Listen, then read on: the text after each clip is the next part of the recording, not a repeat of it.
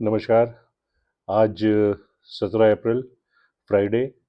आज शाम को अब हम डिस्कस करेंगे आज के दिन की एक्टिविटीज़ शेयर मार्केट की। आज का दिन बहुत अच्छा निकला। शेयर मार्केट ने खूब राइज किया और एक स्ट्रेंथ नज़र आई आज मार्केट में। दूसरा देखेंगे कि जो वेस्ट एशिया की वॉर है उसका क्या निष्कर्ष निकलता नज़र आ रहा है। तीसरा देखेंगे कि जो इसराइल लेबनान वाली जो चीज़ है उसमें क्या सीज़ फायर होगा, रुपए क्या स्ट्रेंथ बढ़ी उसमें, कुछ ऑयल की क्या रेट्स हैं, हमारा मार्केट किस तरह से आज बिहेव किया, क्या क्या स्टॉक्स थे जिन्होंने एक अपवर्ड मूवमेंट दिखाया, और एफआईआईज का क्या रोल रहा है पिछले एक दिन में, क्या हमारे जो बैंक के रिजल्ट आ रहे हैं कल वो अच्छी संभावनाओं के साथ आ रहे हैं।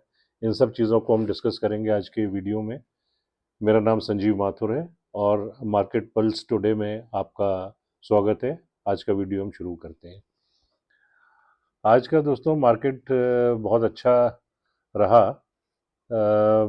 सबसे बड़ी बात जो आज देखने में आई, मार्केट में स्ट्रेंथ नज़र आई। आज का मार्केट सुबह एक सबड्यूड लेवल पे शुरू हुआ, गैप डाउन था, और गैप डाउन जैसा मैं पहले कह चुका हूँ, गैप डाउन हमेशा एक नई उम्मीद लेके आता है। उसमें एक अपने विचार को रखने की एक उम्मीद रहती है इन्वेस्टर्स की, और वही हुआ आज। एक एट पार मामला खुला, तो उससे जो हमारे इंडिविजुअल स्टॉक प्लेयर्स हैं हमारे, उन लोगों ने अपना उसमें एक्टिव पार्टिसिपेशन किया, जिसकी वजह से मार्केट शुरू में थोड़ा आधा घंटा थोड़ा सबड्यूड रहा, लेकिन उसके बाद एंड में जाके एक अच्छे लेवल पे 24,353 पे बंद हुआ। एक रेजिस्टेंस जो कल हमने देखी थी वो ये थी कि 24,400 पे जाके मार्केट ऊपर नहीं चढ़ पाया था। 24,400 एक बड़ा की रेजिस्टेंस कल साबित हुआ था, और हम ये एक्सपेक्ट कर रहे हैं कि आज जब ये 24,300 350 के आसपास बंद हुआ है, तो उम्मीद है कि जो सोमवार को जब तक शायद और भी कुछ और पॉजिटिव डेवलपमेंट्स आ जाए, तो ये 24,400 का जो एक लेवल है, की रेसिस्टेंस लेवल, उसको तोड़ के आगे निकले। आज का हाई भी इसने 370 टच कर लिया था, लेकिन उसके बाद जाने की इसकी हिम्मत नहीं हुई। तो मैं ये सोचता हूँ कि कल के 24,400 टच करने के बाद जो ये आगे नहीं बढ़ पाया, और आज रिबाउंड में ये 370 पहुंचा और 350 में बंद हुआ, तो मुझे उम्मीद है कि मंडे को ये एक फोर्स से इसको की रेजिस्टेंस लेवल को, एक वो जो मानसिकता है की रेजिस्टेंस की, उसको तोड़ता हुआ आगे बढ़ जाएगा। जो मार्केट्स हमारे फ्लक्चुएट हुए हैं, अनस्टेबल हैं, वो जैसा कि आप सब जानते हैं ये एक वेस्ट एशिया की वार से अफेक्टेड है। इस वार के अब दो रुख हो गए हैं पिछले दिनों में। एक तो हो गया जो हमारा यूएस का जो ईरान पे चल रहा है, दूसरा इसराइल और लेबनान जो भी है। इधर सीज फायर का हुआ था, लेकिन उन लोगों ने अपना जारी रखा। Israel was regularly attacking Lebanon. तो पिछली जो नेगोशिएशंस थी उससे पहले से ये चीज़ निकल के आ रही थी कि भाई जब सीज फायर हुआ है तो उसको भी रोकना चाहिए, जिसके लिए इसराइल तैयार नहीं था। बट आज की जो डेवलपमेंट है वो ये है कि उसमें भी सीज फायर हो गया है, और वहाँ पे भी नहीं होगा। प्लस यहाँ पे भी हमारे जो यूएस के प्रेसिडेंट हैं, हालांकि उनका कह के और बात पे मुकर जाना वो अलग रहा है, सबने कई बार देखा है। अब उन्होंने कहा है कि एक नया सीज फायर अगले 10 दिन के लिए, और ये भी कहा है कि वो काफ़ी उम्मीद रखते हैं कि जो पाकिस्तान में अब दोबारा नेगोशिएशंस होने वाली हैं उसमें कुछ समझौता निकलेगा, जिसको वो कहते हैं डील। तो वो कहते हैं शायद डील हो जाएगी। ये भी कहा है कि अगर डील हो जाएगी तो वो खुद पर्सनली पाकिस्तान जाएंगे।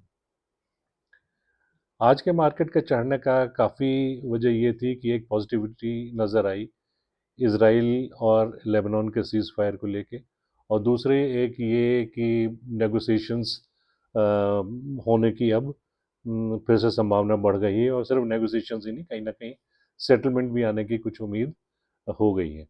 अगर सेटलमेंट आता है तो मार्केट हमारे फिर से और ऊपर जाएंगे, ऐसा आप लोग भी समझते हो, मेरा भी मानना ये है कि एक फोर्सफुल हमारा वो होगा, और हो सकता है कि आने वाले टाइम में अर्निंग रिजल्ट्स जैसे अब आने शुरू हो गए हैं, अगर उनमें कुछ फोर्स रहा, क्योंकि ये वॉर जो है वो शुरू हुई थी 28 फरवरी से, बाय विच टाइम जो हमारा फाइनेंशियल ईयर था दैट वाज ऑलमोस्ट एंडिंग। तो पिछले कॉर्पोरेट के रिजल्ट्स में, पिछले फाइनेंशियल ईयर 26 के कॉर्पोरेट रिजल्ट्स में वॉर का इतना इफेक्ट नहीं आएगा जो अर्निंग्स दिखेंगी। तो उसकी वजह से हो सकता है कि अर्निंग्स अगर अच्छी आती हैं तो अर्निंग्स इसको पुश करके जो 2024 के सितंबर का हमारा 26,000 का 26,300 टच किया था, उसको अगर क्रॉस करता है तो ये एक इंडियन मार्केट्स के लिए एक बहुत अच्छा अचीवमेंट होगा। देखते हैं किस तरह से चीज़ें वर्कआउट करती हैं। अभी तो सबसे पहले जो ड्रॉबैक चल रहा है वो ये है नेगोशिएशंस का फाइनलाइजेशन हो, एक सेटलमेंट हो, जिससे आगे का रास्ता खुले। दूसरी चीज़ ये है कि रुपया जो है हमारा अब वो काफ़ी स्ट्रेंथन्ड है। आज भी उसने काफ़ी अच्छा मुजाहरा किया है स्ट्रेंथनिंग का। मेरा ख्याल शायद 36 पैसे स्ट्रांग हुआ है आज। जो मैंने लास्ट देखा था वो उस वक्त 92 91 के आसपास था, 92.71, which is certainly a very great achievement उस लेवल से जहाँ ये 95 के आसपास पहुँच गया था।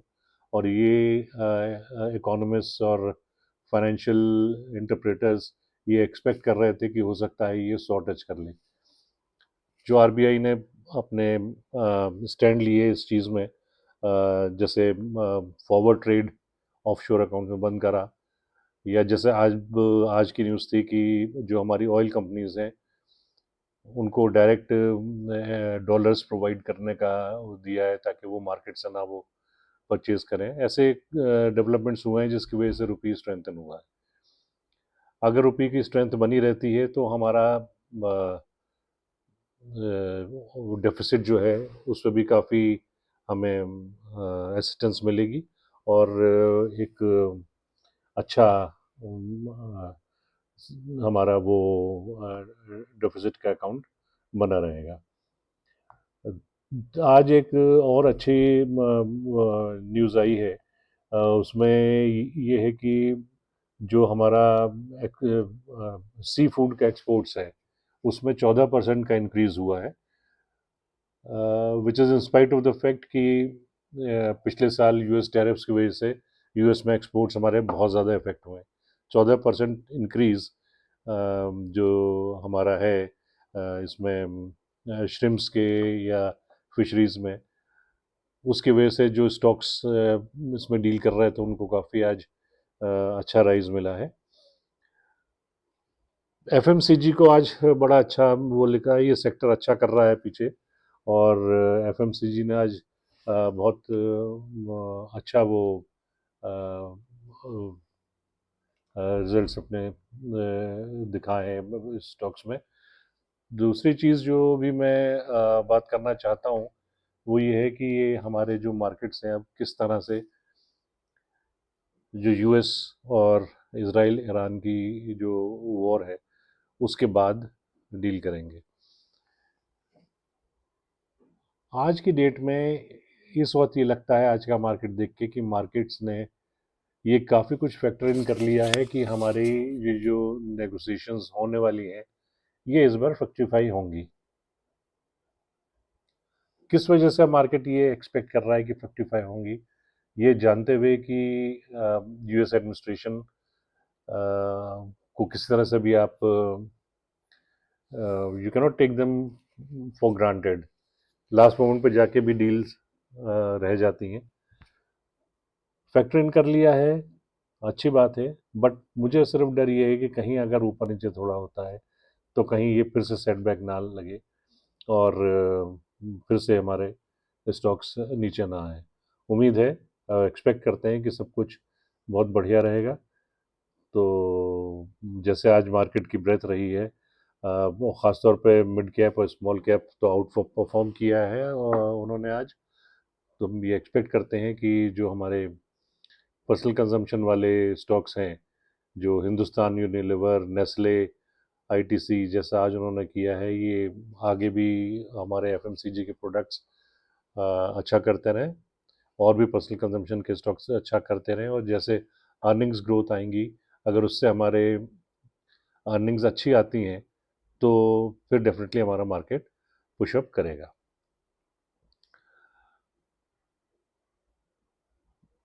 क्रूड ऑयल ठीक कर रहा है, रुपी स्ट्रेंथन हो रहा है, मार्केट में न्यूज़ पॉजिटिविटी की है वेस्ट एशिया को वॉर लेके।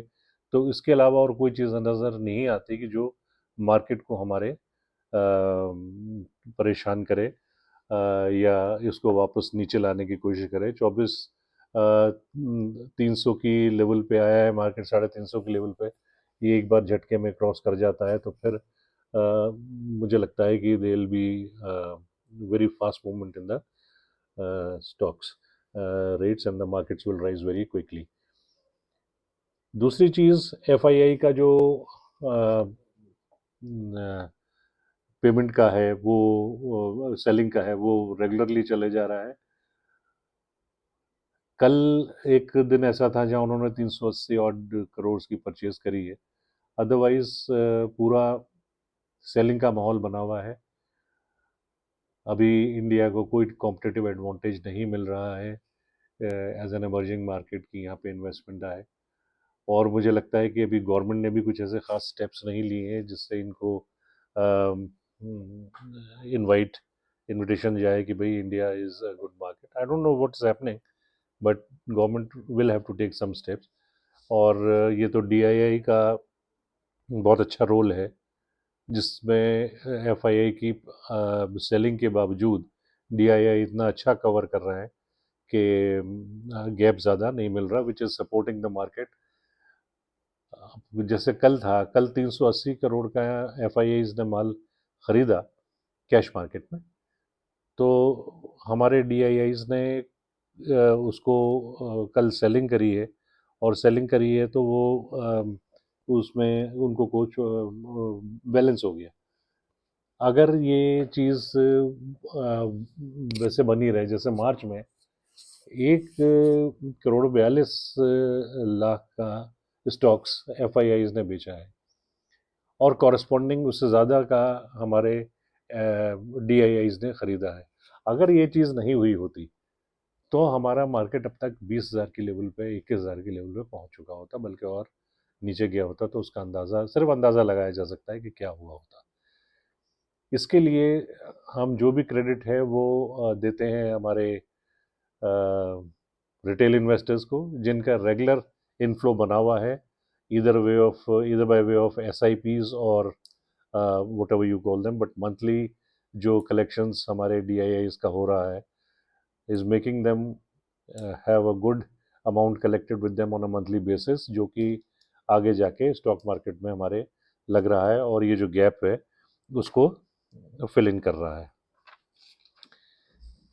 आज सुबह जब दिन शुरुआत हुई थी, जब हमारा मार्केट खुला है, उससे पहले हमारे जो एशियन मार्केट्स थे वो कुछ अच्छा नहीं कर रहे थे।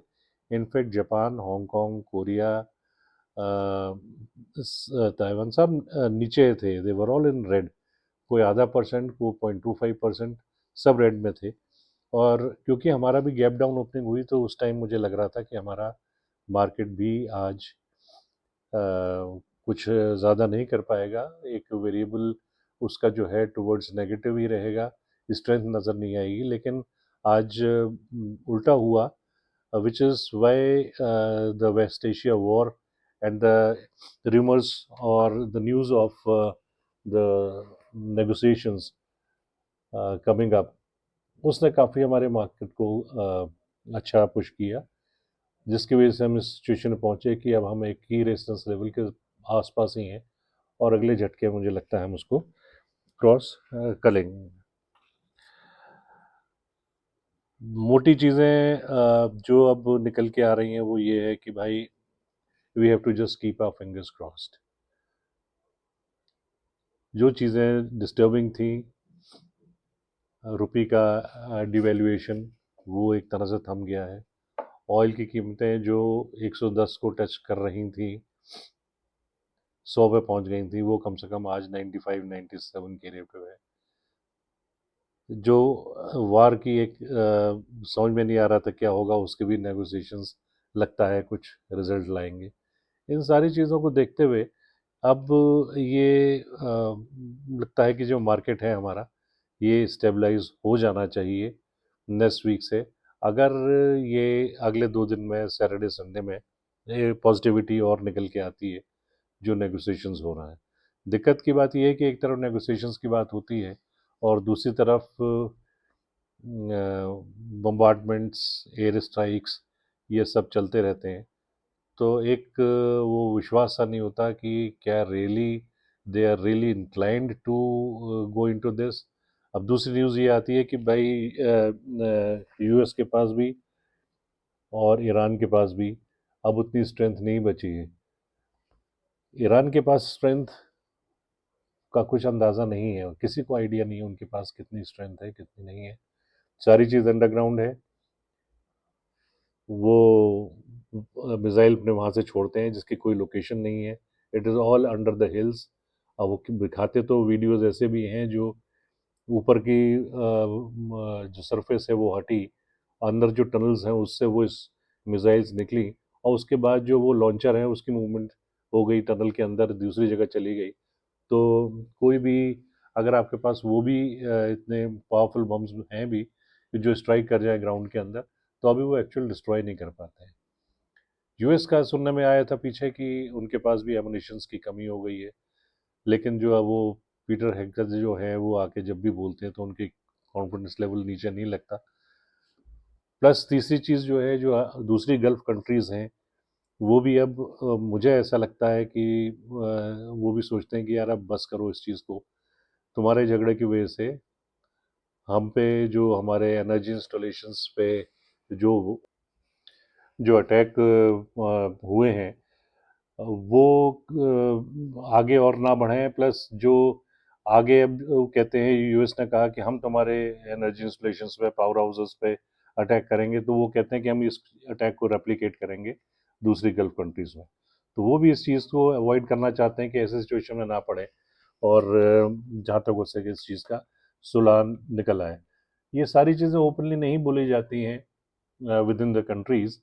So what they do is कि वो मीडिएटर्स जो होते हैं उनके थ्रू ये बात पहुंचवाई जाती है, ताकि ये मैसेज जाए कि भाई एनफ इज़ एनफ, अब हो चुका, इस चीज़ को थोड़ा ख़त्म करो। तो मुझे लगता है कि ये जो गल्फ कंट्रीज़ हैं, जैसे आपका यूएई है, सऊदी अरेबिया है, कतार है, ओमान है, वो भी ये सोचते हैं कि अब लेट अस फाइनलाइज इट। जो हमारी रेवेन्यू जनरेशन थी वो हो गई। अब जैसे दुबई का सुनने में आया था कि वहाँ पे it was a zero tax country, और काफ़ी लोग वहाँ जाके सेटल हो रहे थे, इंडस्ट्रियलिस्ट, बिजनेसमैन, टैक्स की वजह से प्लस ईज ऑफ ऑपरेशंस की वजह से। अब जब से ये बम्बार्डमेंट्स हुए हैं, वॉर के जोन में आ गए और डिस्ट्रक्शन हो रहे हैं, तो वहाँ से वो लोग भी ऐसी न्यूज़ थी कि निकल रहे हैं, जा रहे हैं बाहर। तो कोई कंट्री नहीं चाहती कि जहाँ पे एक अच्छी प्रोस्पेरिटी चल रही हो, एक लिविंग स्टैंडर्ड्स ऊंचे हो रहे हो, लोगों के अर्निंग सबकी बढ़ रही हो, वो एक फिजूल के डिस्प्यूट में पड़ जाए। ये फैक्ट है कि ये सारे जो गल्फ कंट्रीज़ हैं, जिन चारों का मैंने नाम लिया, वो भी एक ईरान को ज़्यादा नहीं लाइक करते हैं, क्योंकि ईरान की जो टेररिज्म की एक्टिविटीज़ है, हिजबुल्लाह को सपोर्ट करना, हouthis को सपोर्ट करना, तो ये वो नहीं चाहते हैं कि ऐसी कोई चीज़ हमारे मिडल ईस्ट में वहाँ पे जनरेट करें। खैर वो हमारा परव्यू नहीं है, ना हमें इस चीज़ की पूरी नॉलेज है, ये जस्ट एक जो न्यूज़ आइटम्स देख देख के जो हम अपना इंफॉर्मेशन गैदर करते हैं, मैं वही पास ऑन कर रहा हूँ। I am nothing personal about it. तो यही उम्मीद रखते हैं कि अगले मंडे को मार्केट हमारा अच्छा रहेगा। जो बैंक्स के रिजल्ट आ रहे हैं, कल HDFC का, यस बैंक का रिजल्ट है, तो देखते हैं उनका कैसे पोजीशंस रहती हैं। और सिर्फ बैंक से नहीं, बाकी कंपनीज जो हैं वो भी अगर अपने अच्छे रिजल्ट्स लेके आती हैं और अर्निंग्स शो करती हैं, ग्रोथ होती है अर्निंग्स में, तो हमारे मार्केट को इम्पेटस मिलेगा और मार्केट वहाँ से आगे बढ़ेगा, और जिसकी वजह से एक स्टॉक मार्केट में ग्रोथ आएगी, नए लेवल्स हम अचीव कर पाएंगे। और देखिए, उम्मीद रखते हैं कि अगर जल्दी से जल्दी हम 26,300 जहाँ सितंबर 2024 में गए थे, अगर वहाँ तक पहुँच जाएं तो बहुत अच्छा होगा। जितना जल्दी हो उतना अच्छा है। आगे आने वाले टाइम में सिर्फ ये देखना है कि किस तरह से जो पीछे हमारा ड्रॉबैक रहा है, जिसकी वजह से हमारा ये जो ऑयल की कीमतें ऊपर हो गई हैं, रुपये का डिवैल्यूएशन हो गया है, ये सारी चीज़ें हमारी फाइनेंशियल ईयर 27 की ग्रोथ को रेस्ट्रिक्ट करेंगी। इन सब चीज़ों से इन्फ्लेशन बढ़ेगा, इन्फ्लेशन से ग्रोथ रुकेगी, क्योंकि fund raising will not be at a cheaper cost. तो अगर ग्रोथ रुकेगी तो फिर अर्निंग्स भी रुकेंगी। उसी तरह से जो हमारे इंडिविजुअल्स हैं, जिनको इंटरेस्ट रेट्स बढ़ी भी मिलेंगी, उससे वो जो रियल्टी सेक्टर है वो इफ़ेक्ट होगा, जो ऑटो सेक्टर है वो इफ़ेक्ट होगा। तो ये सारा कपल्ड इफेक्ट है। जितनी जल्दी हम इन चीज़ों को ओवरकम कर लें, अपने स्टेबलाइज कर लें रुपये को भी, जहाँ तक हो सके पुराने लेवल पे, जो ऑयल की रेट है अगर वो वापस पहुंच जाए, जैसे जब 28 फरवरी को रेट 70 या 72 रुपये पर बैरल चल रही थी, मैं कहता हूँ अगर 78-80 के आसपास ही पहुंच जाए तो भी हमारी 27 की अर्निंग्स ग्रोथ अच्छी होने के चांसेस हैं। तो अभी हम सिर्फ ये एक्सपेक्ट करते हैं कि सब चीज़ नॉर्मलाइज हो जाए, लाइफ एज़ यूजुअल हो जाए, और हमारे कंपनीज की अच्छी ग्रोथ हो, तो सेक्टर में सारे सेक्टर्स में ग्रोथ आए, अर्निंग्स बढ़ें, और इंडिविजुअल रिटेलर्स भी अच्छा कमाएं। So thank you so much. आपके कोई भी क्वेश्चंस हों मेरे इस वीडियो की, या इससे अलावा इकोनॉमिक से रिलेटेड या ग्लोबल इश्यूज से रिलेटेड कोई भी अगर आपके क्वेश्चंस हों, तो काइंडली कमेंट्स में डालिएगा। मैं पूरी कोशिश करूँगा कि उनका एक सही और आपका मनपसंद जवाब आप तक पहुँचे। कमेंट करिएगा आपको ये वीडियो कैसा लगा, कैसे हम इसको सुधार सकते हैं। Thank you so much.